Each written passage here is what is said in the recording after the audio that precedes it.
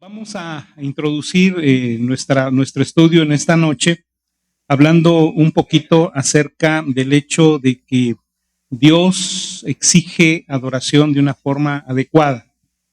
Y después de esto vamos a ver algunos aspectos de lo que la forma de adoración nos es presentada en el Antiguo Testamento y los principios que nosotros podemos extraer de su estudio. Básicamente vamos a ver cómo la adoración es una relación de gracia. Vamos a ver que este principio está muy claramente expresado. La adoración como relación de gracia. Luego también vamos a ver que la adoración implica una relación de obediencia. La adoración, en tercer lugar, también se nos presenta en el Antiguo Testamento como un ritual.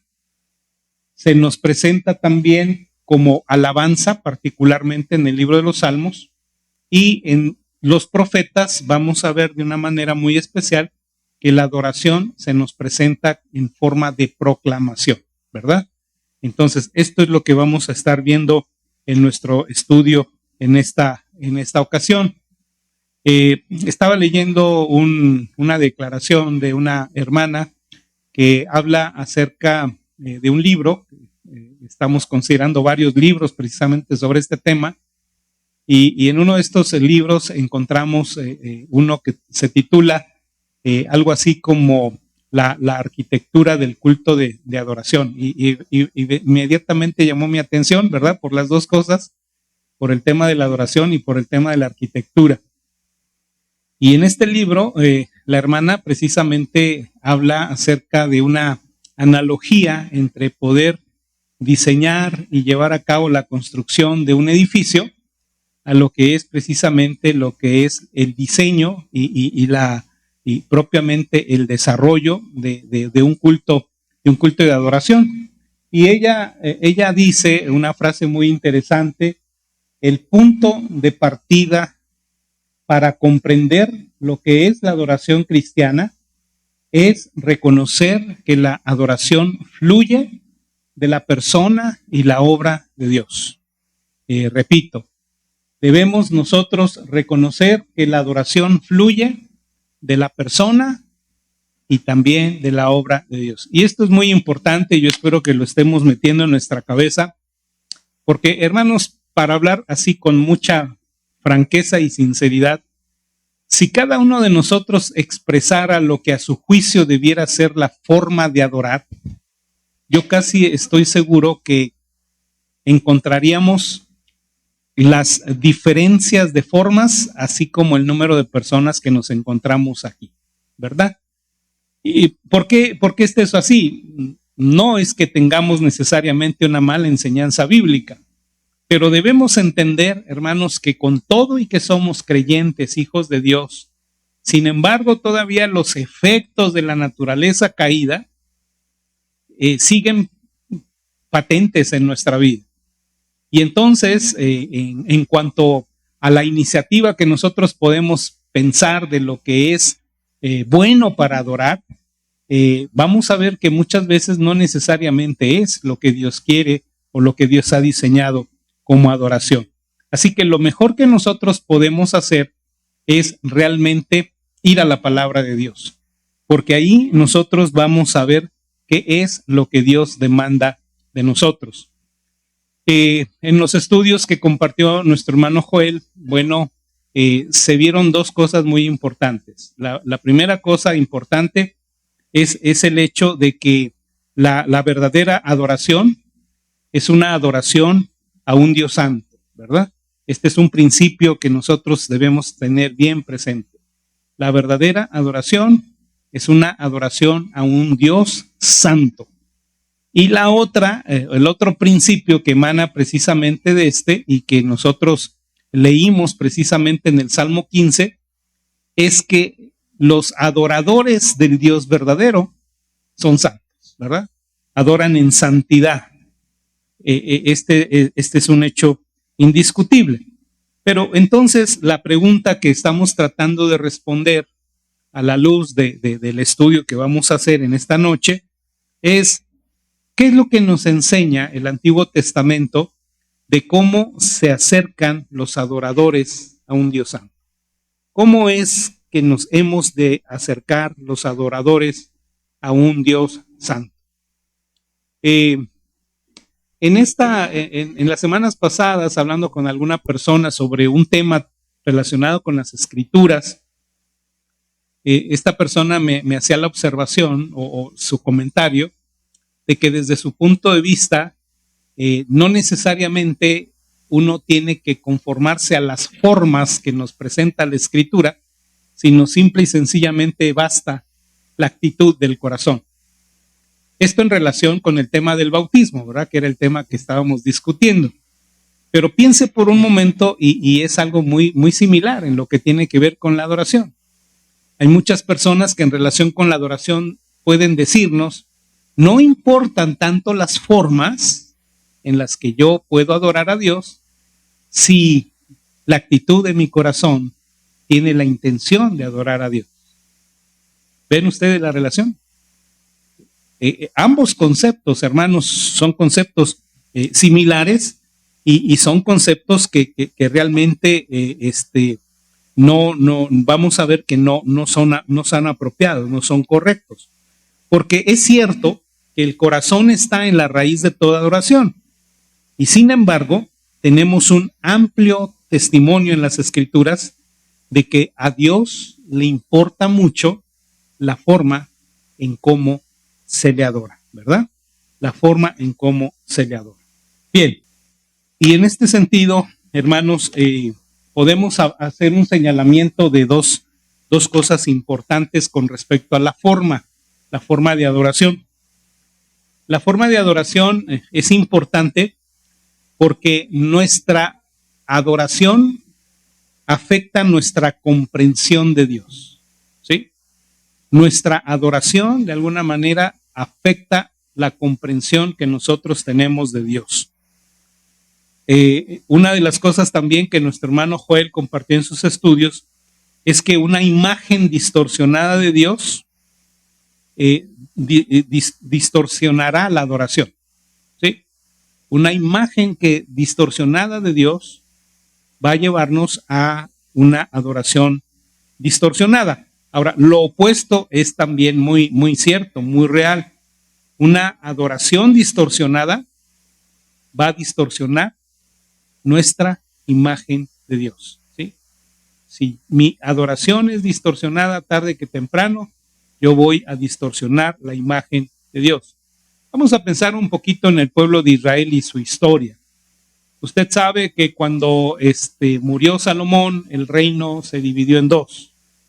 Y uno de los principales conflictos para lograr la integración nacional en el reino del norte, por aquel rey que gobernó en primer término, tenía que ver precisamente con tratar de desvincular a los habitantes del norte de lo que era propiamente el concepto de adoración en el reino del sur. Y entonces se le hizo fácil a él levantar centros de adoración, pero imitando en gran medida pues la adoración de los pueblos paganos.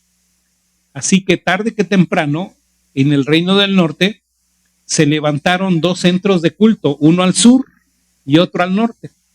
Lo interesante de todo esto es que la imagen que se adoraba en estos lugares no era propiamente la imagen del Dios vivo. Ellos incluso hicieron imágenes de becerros que empezaron a adorar, porque creyeron que la naturaleza de Dios pues era similar a la de los dioses de aquellos pueblos con los que convivían. Por ejemplo, en muchas etapas de la historia de Israel, nosotros podemos empezar a ver que el pueblo de Israel se imaginaba que el Dios que adoraban era un Dios vengativo, caprichoso, y que al igual que los dioses cananeos necesitaba ser apaciguado en su ira. Y entonces llegó un momento de decir, bueno, los sacrificios son para apaciguar esa ira de ese Dios iracundo. Y después de esto, bueno, los sacrificios de los animales no son suficientes. Vamos a sacrificar a nuestros hijos, a seres humanos, porque están tan enojados, está tan enojado Dios que la única manera es a través de un sacrificio humano. Entonces vean cómo la adoración errónea va desvinculándonos de una imagen correcta de Dios. Y nosotros lo podemos ver el día de hoy, hermanos, en muchos grupos pseudocristianos que empezaron a desvirtuar las formas de adoración. Y las empezaron a desvirtuar de tal manera que ahora al Dios que adoran es realmente un Dios que nada tiene que ver con el Dios de la Biblia. ¿Sí? Podrán tener mucho atractivo a la sensualidad humana, pero realmente no es una adoración al verdadero Dios. Y de esto es de lo que nosotros debemos tener cuidado. Entonces, la forma de adoración es importante porque nuestra adoración afecta nuestra comprensión de Dios. Pero también la forma de adoración es importante porque cómo adoramos es frecuentemente el reflejo de por qué adoramos, ¿sí? El cómo a veces es un reflejo del cómo.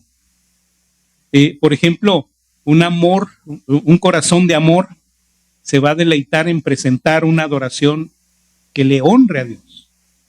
Pero una persona que tiene un corazón desobediente, que viene a regañadientes a presentar una adoración, pues lo que va a hacer es tratar de adorar a Dios a su manera, a su criterio, ¿verdad?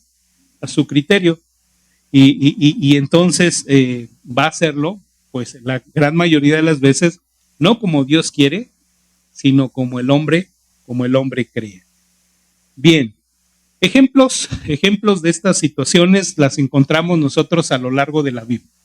En cuanto a las formas, ya cuando estudiamos el libro de Génesis y su relación con la adoración, veíamos, por ejemplo, el asunto de Caín, ¿sí? El asunto de Caín. Aunque ciertamente hay muchos factores que están involucrados en la razón por la que Dios no acepta el sacrificio de Caín, entre otras cosas por su corazón corrupto, ¿verdad? Por su falta de fe. También vemos que de alguna manera la forma de adoración era una forma inapropiada, ¿sí? Ya lo vimos.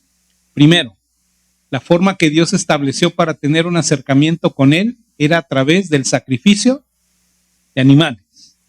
Ahora ustedes dirán, pero no hay nada escrito al respecto. Bueno, simple y sencillamente Dios dio esta enseñanza a Adán y a Eva cuando después de haber pecado, ¿qué fue lo que hizo? Los cubrió con pieles. ¿Y esas pieles de dónde salieron? De sacrificios, ¿verdad? De sacrificios. Entonces, esta era la forma. Pero Caín pretendió establecer su forma. Y aún en esto nosotros podemos ver cierto dejo de conveniencia. Porque ¿a qué se dedicaba Caín? Era un agricultor. Entonces, convenientemente, pues lo que hizo Caín fue tomar de lo que él tenía. Pero el problema se complica cuando la Escritura compara los dos sacrificios, el de Caín y Abel, cuando nos dice que Abel trajo lo mejor y de Caín nada más trajo, ¿verdad?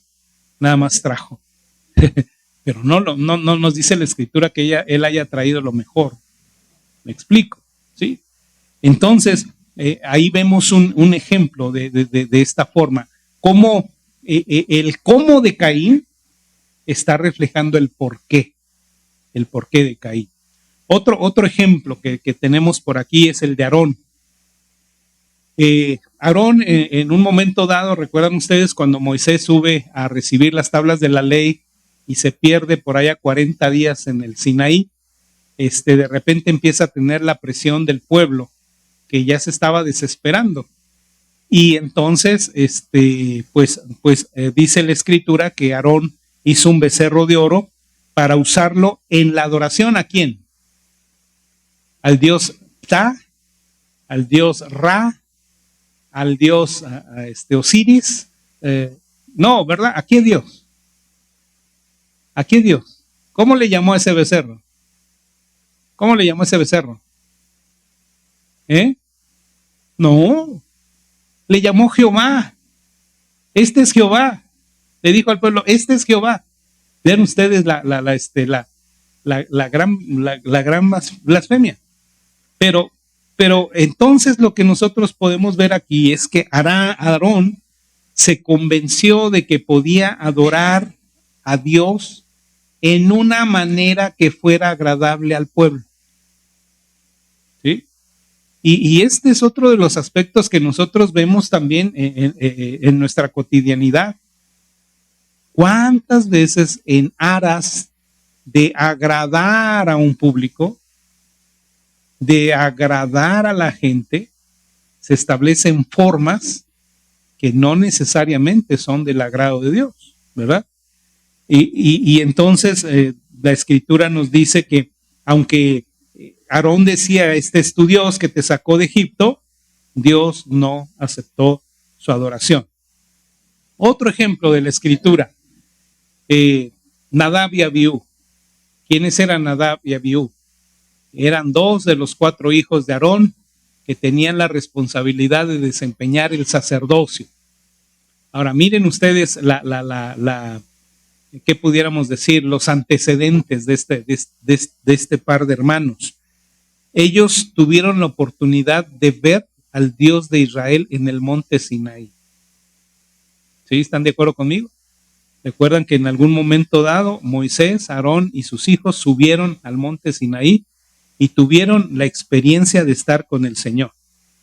Habían estado más cerca de Dios, ¿verdad? Que cualquier persona, con excepción de Moisés, ¿verdad? Pero ¿qué fue lo que pasó en su primer servicio sacerdotal en el templo? ¿Qué fue lo que pasó? Ofrecieron fuego extraño, o no autorizado por el Señor, ¿verdad? No autorizado por el Señor. ¿Y qué pasó con ellos? El fuego del Señor los devoró. Ahora, ¿qué enseñanza podemos recibir de esto? Aquí tenemos a 2 hombres que pudieran decir, nosotros tenemos una grande autoridad para poder establecer esta forma de adoración, porque hemos tenido la experiencia de estar cara a cara con Dios. Y sin embargo, ellos establecen una forma de adoración que Dios no autorizó, o no diseñó. Y esto les costó, hermanos, la vida. Y entonces, cuando Moisés le explica a Aarón la razón del juicio a este padre tan afligido, sin duda, le dice, esto es lo que habló Jehová diciendo, en los que a mí se acercan me santificaré y en presencia de todo el pueblo seré glorificado. Y yo creo, hermanos, que cada vez que nosotros venimos a rendir culto a Dios y a expresar nuestra adoración, debemos recordar estas palabras de Moisés, hablando acerca de Dios. En los que a mí se acercan, me santificaré. Y en presencia de todo el pueblo, seré glorificado. Bien, y un último ejemplo de formas que no fueron apropiadas. Otro ejemplo, Uzías, allá en 2 de Crónicas 26, 21 al 23. Particularmente, bueno, si ustedes ven en el versículo 16, se nos dice que este rey fue un dechado de liderazgo, un hombre muy loado por sus éxitos. Y de hecho, un hombre conforme al corazón de Dios, hizo lo recto ante los ojos de Jehová. Dice la Escritura que fue ayudado maravillosamente hasta hacerse poderoso. Lamentablemente, este no es el final de la historia de Usías. Su corazón se llenó de orgullo. Dice la Escritura, mas cuando ya era fuerte, su corazón se enalteció para su ruina, porque se rebeló contra Jehová su Dios, entrando en el templo de Jehová para quemar incienso en el altar del incienso. ¿Qué es lo que estamos viendo aquí? A un hombre que trató de adorar a Dios bajo sus propios términos y fue herido con lepra, ¿sí? Dios no aceptó su adoración. ¿Ven ustedes lo delicado que es este asunto, hermanos? Usías podía decir, pero yo soy el rey. Yo tengo un antecedente positivo de cosas favorables que he hecho para el pueblo de Dios. Así que denme chance. Y Dios no permitía que los reyes o que otras personas que no fueran los sacerdotes que él designó presentaran el incienso. Y entonces esto trajo disciplina para este varón.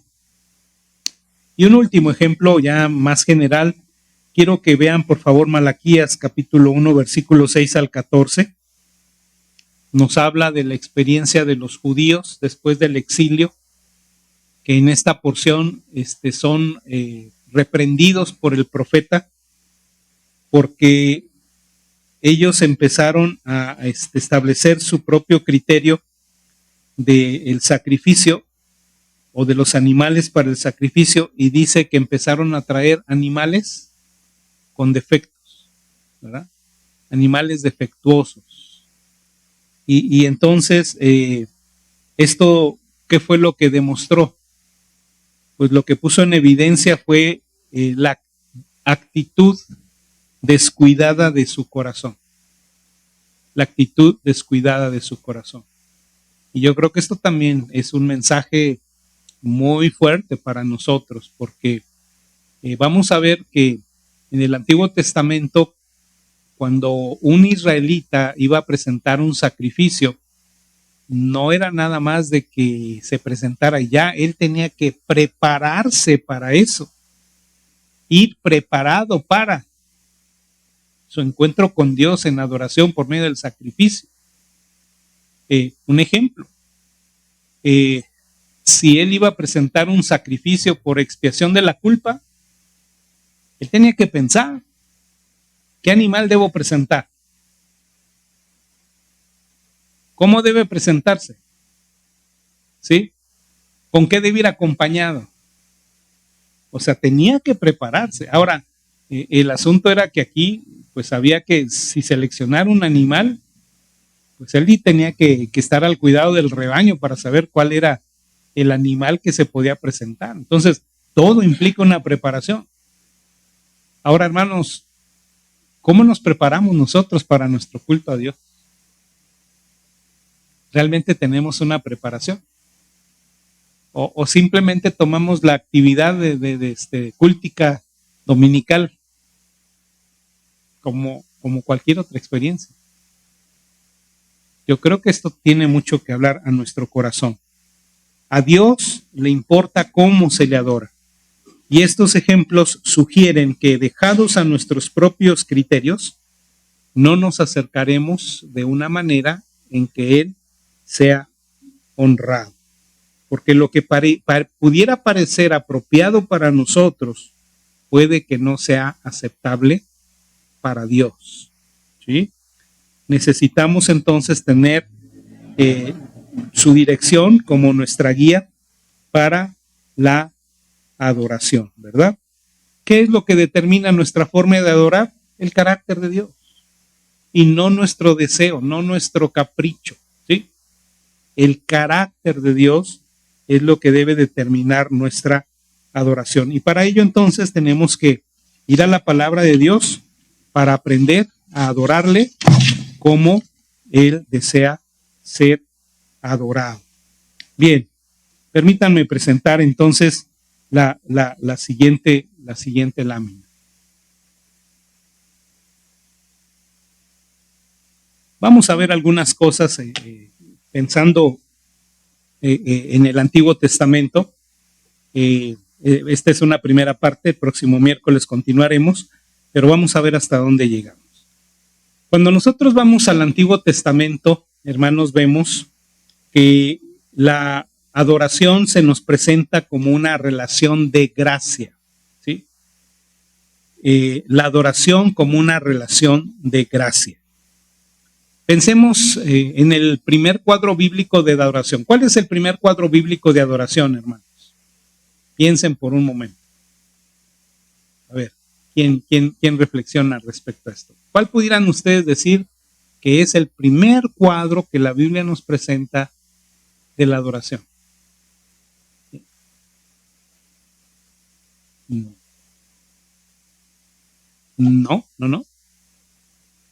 Antes. Bueno, eso ya fue muy después. Pudiéramos decir que la primera imagen, el primer cuadro, el primer retrato de la adoración del hombre para con Dios es cuando Adán y Eva caminaban con Dios en el Edén. ¿Sí?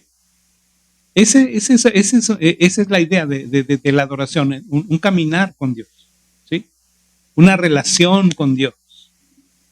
Y esa relación era tan íntima que finalmente se traducía en una relación sencilla y sin complicaciones, ¿verdad? Era tan sencilla. ¿Por qué? Porque no había pecado en el hombre. No había pecado en el hombre. Entonces, esto era algo natural y era algo espontáneo. Así que, si nosotros pudiéramos hablar de una primera imagen de adoración en el Antiguo Testamento, es precisamente esta comunión interrumpida que tenían Adán y Eva antes de la caída en el huerto del Edén. Este fue el deseo original de Dios, el poder tener comunión con la criatura. Pero después de que el pecado corrompió la naturaleza humana, ¿qué fue lo que hizo? El hombre se escondió de Dios, ¿verdad? Se escondió de Dios. Ya no quiso caminar con Dios. O sea, dice que Dios se paseaba, ¿verdad? Por el huerto.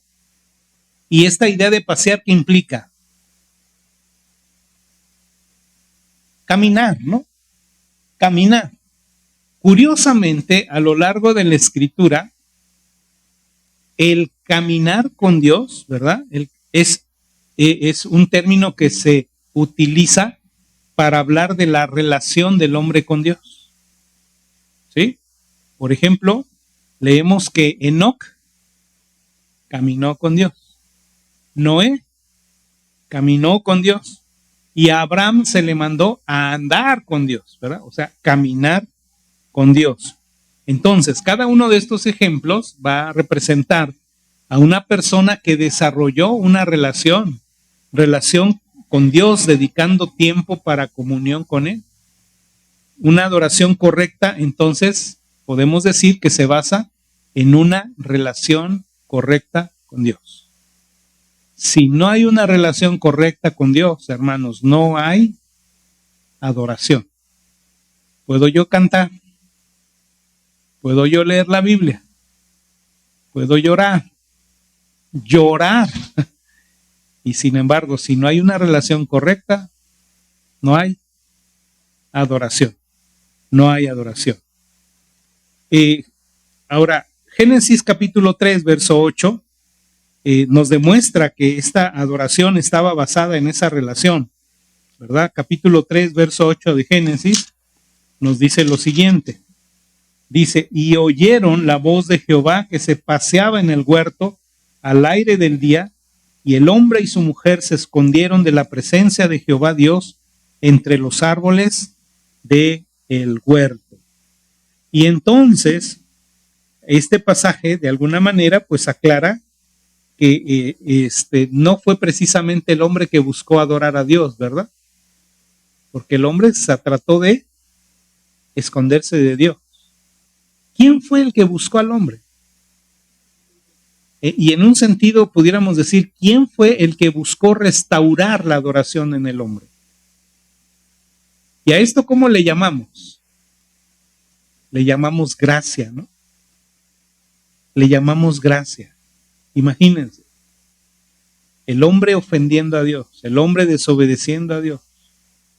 Y sin embargo, Dios buscando al hombre para que el hombre pueda restablecer su comunión y su experiencia de adoración con Él.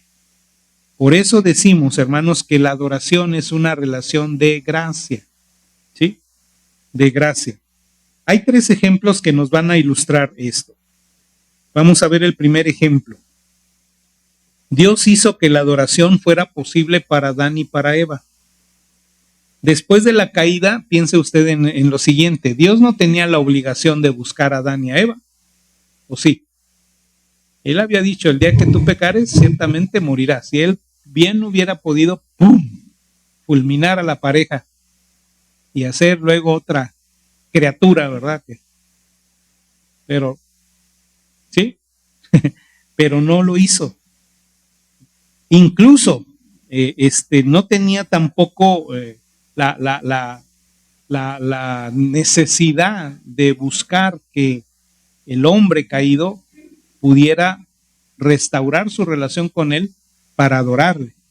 Ellos habrían quebrantado la ley de Dios y no merecían nada más que juicio.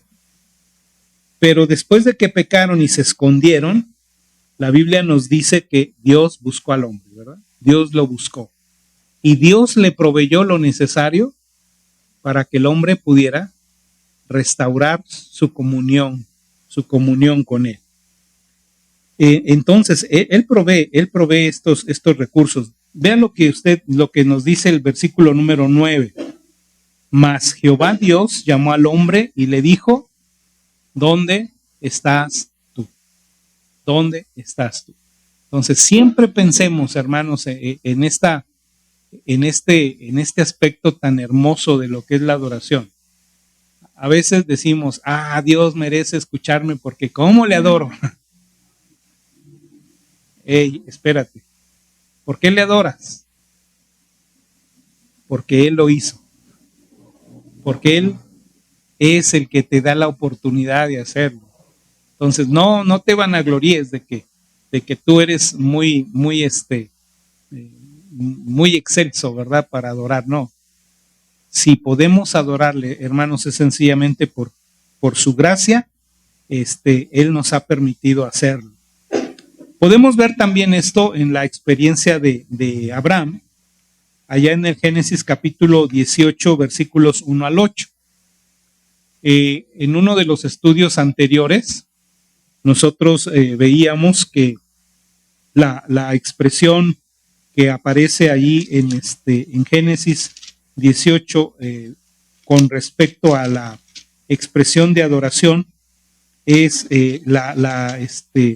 la palabra postrarse. Dice el verso 2, alzó sus ojos y miró aquí 3 varones que estaban junto a él, y cuando los vio salió corriendo de la puerta de su tienda a recibirlos y se postró en tierra.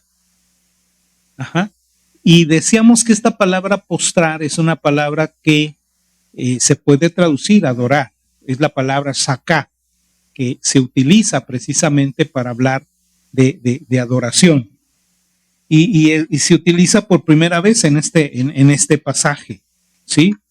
Ahora, ¿quién buscó a quién?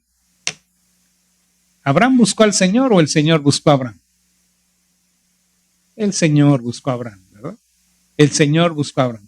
No es que Abraham haya en sus capacidades místicas y espirituales dicho, pues voy a buscar y encontrar. No, es Dios quien quiso ser encontrado por Abraham, y entonces mientras estaba Abraham sentado a su tienda, el Señor se apareció y Abraham adoró. Entonces, tomemos en cuenta, hermanos, en esta historia que Dios nuevamente es quien toma la iniciativa. Y Dios hizo posible entonces la adoración de Abraham. Ahora, en el Nuevo Testamento la figura no cambia.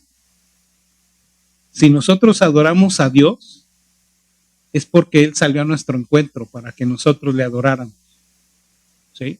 ¿Está usted de acuerdo conmigo? Usted y yo no tendríamos la disposición natural de adorarle, pero Él salió a nuestro encuentro, ¿verdad? Él salió a nuestro encuentro. Los sacrificios del Antiguo Testamento, entonces, pregunta, ¿son un medio para apaciguar a un Dios airado? Porque este es el concepto de los paganos. ¿Por qué presentaban sacrificios?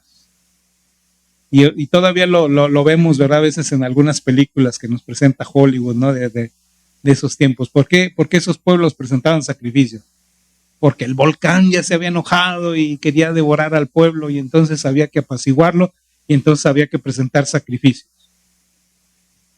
La pregunta es, ¿hay muchos, usted tiene ese mismo concepto de Dios cuando le adora, cuando alaba? Si tiene usted ese concepto de Dios, de lo que es la adoración, entonces usted está teniendo un concepto equivocado de la persona de Dios. Porque lo que estamos viendo aquí en estos pasajes del Antiguo Testamento es que la adoración es, en este sentido, no una intención de apaciguar a un Dios enojado, sino al contrario, es el hecho de poder reconciliarnos con Dios para poder,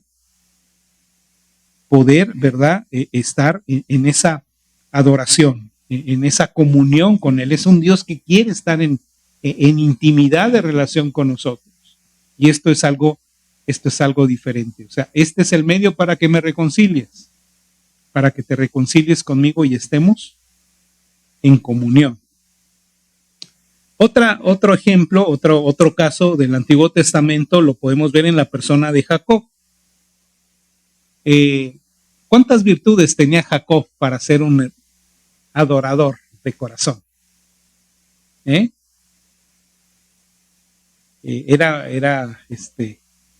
¿Mandé? ¿Realmente era temeroso?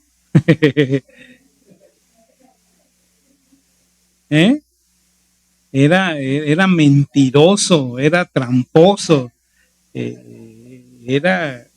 ¿mandé? No, es Jacob. Leímos el Salmo 15, ¿verdad? ¿Quién entrará en su tabernáculo? El limpio de corazón. Jacob cumple con ese, ¿sí? El que no ha elevado sus manos a cosas vanas, ni jurado con engaño. No, ¿verdad? No pasa la prueba, no, así como nosotros tampoco, ¿verdad? Pero Jacob no la pasa. Él no está buscando a Dios. De hecho, lo que él hace es huir de los problemas que creó con sus propias acciones engañosas. Pero entonces Dios le sale al encuentro. ¿Sí? Dios le sale al encuentro. Ningún libro sobre la adoración vamos a encontrar que nos dice que la adoración es aceptable viniendo de los tramposos, de los suplantadores, de los que están escapándose de las consecuencias de su propio pecado, ¿no? Pero Dios se revela a Jacob a pesar de la indignidad de Jacob. Esto nos habla, repito nuevamente, de esa gracia de Dios. Hay una cita de Warren Wiersbe que ahí está impresa, está ahí en la lámina, que dice: cuando la adoración deja de ser una experiencia de gracia, deja de ser una experiencia de gloria. Cuando la adoración deja de ser una experiencia de gracia, deja de ser una experiencia de gloria. Cuando yo pienso que la adoración es producto de que yo merezco, de que yo tengo las medallas necesarias para, de que yo tengo la calidad musical o cualquiera de estas cosas, cuando esto cae en este ámbito, hermanos, ya echamos a perder la experiencia de la gracia. Y ya dejamos entonces de privarnos de la experiencia de gloria. ¿Sí? De la experiencia de gloria. Bien, entonces, estamos viendo cómo también la historia de Jacob nos muestra las grandes diferencias entre la adoración del Dios, al Dios vivo, de lo que presentaban los adoradores de aquellas regiones de Canaán, ¿verdad? En donde pues lo único que procuraban esos intentos de altar y sacrificios era ganarse el favor del ídolo.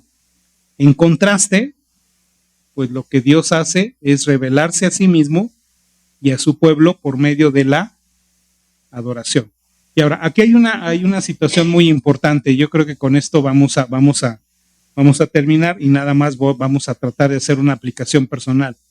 Pero piense por un momento y vea que generalmente en cada ocasión en que nosotros vemos que los hombres levantaron un altar a Dios, tiene una relación muy estrecha con que Dios se haya revelado a ellos. ¿Sí? Hay una relación muy estrecha entre el altar que levantan y la revelación que Dios les da. Considere usted, vaya, haga un estudio sobre las ocasiones en que los hombres levantaron altares y va usted a ver una revelación especial de Dios. Ahora, estaba leyendo algo muy interesante de una, es ficticio, pero lo hace pensar a uno. Y yo quisiera que ustedes reflexionaran a manera de conclusión en esta lectura que encontré. Dice así: estuve allí en la dedicación del templo. Nunca olvidaré ese día. Habíamos anticipado con ansia ese evento por años. ¿Años? Sí, años. El rey David había hecho los planes para construir el templo y se los había dado a Salomón antes de su muerte. Ahora el templo estaba completo. Se llevó a cabo el tan esperado culto de dedicación. Fue un escenario hermoso, un culto dramático. Imagínate el sacrificio de 22,000 bueyes y 120,000 ovejas. Un coro de cientos cantando los salmos de David.